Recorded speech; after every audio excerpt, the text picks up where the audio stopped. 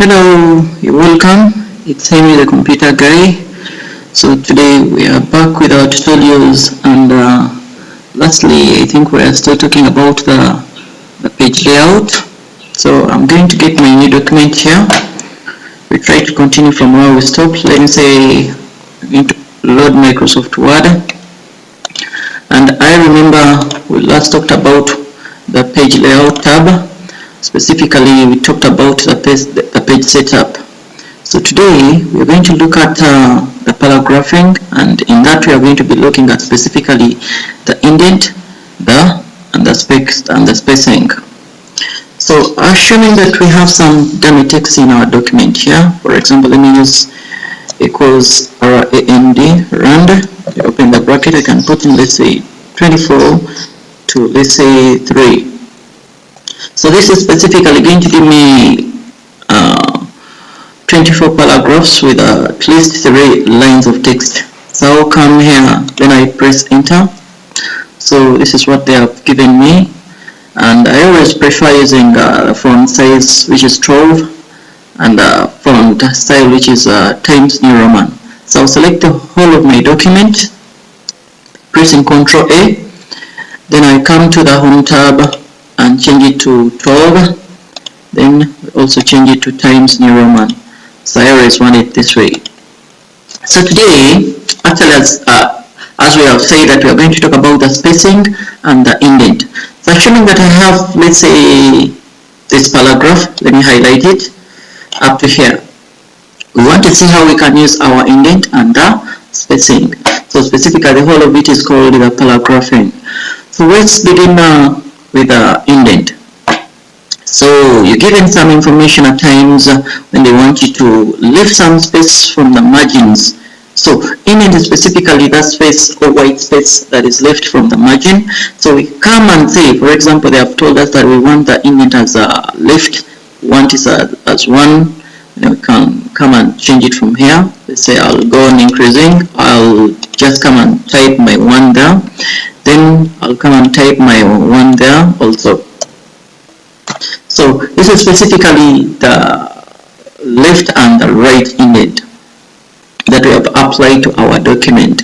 But at times, now when you look at these units here, we are having inches. But at times, I told you they can give you a document which requires to be, let's say, the indent or the right indent and the left indent to be in centimeters or other points. So what we do, we just come to our file, we come to the options, we come to the advanced, then we look for what we call the display.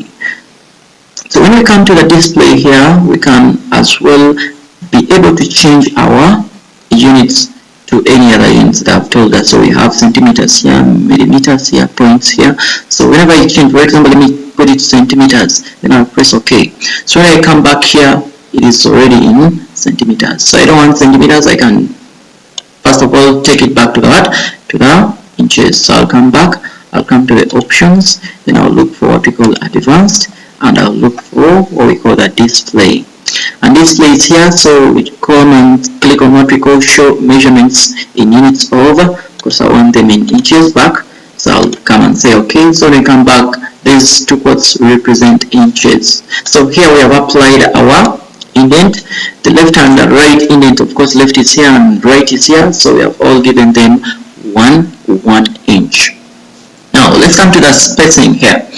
When we come to the spacing, we look at this work of hours that we are having. So we can leave a space before that information and a space after. So when you come on increasing this space, you're going to be seeing the changes. You go on seeing the changes. So this is the spacing after, sorry, the spacing before. We can make it as, let's say, 12 or 6, and can also come and change spacing after. For example, I can make this one, you see the change. So we're seeing the changes after. So it leaves the space that you really want after the paragraph you're really working on. So I can as well let it increase as you're seeing the changes. So let me make it at least 12. That is our spacing that we are having. But at times they can also give you some options, they always give you a question. So what we do, we come back here to what we call the toolbox launcher. You click it there, so it will give you multiple options on the indent and the spacing. So when I come here down, of course we have already applied our indent as 1 and as 1. So we can as well come and look at the spatial. They can tell us, let's say if we want it to on only the first line indent, we can also put it on only the hanging indent. Where do we find those ones? When I click back, when you come here, this is where we have the first line indent, and this is in the middle. We have what we call the hanging indent here.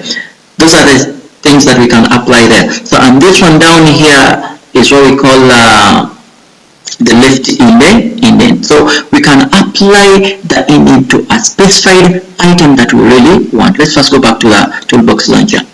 So that is it here. We can say first line indent, we put something that we want, then they can give us the measurements that we can use. So they didn't tell us to do that, so we can leave it on none.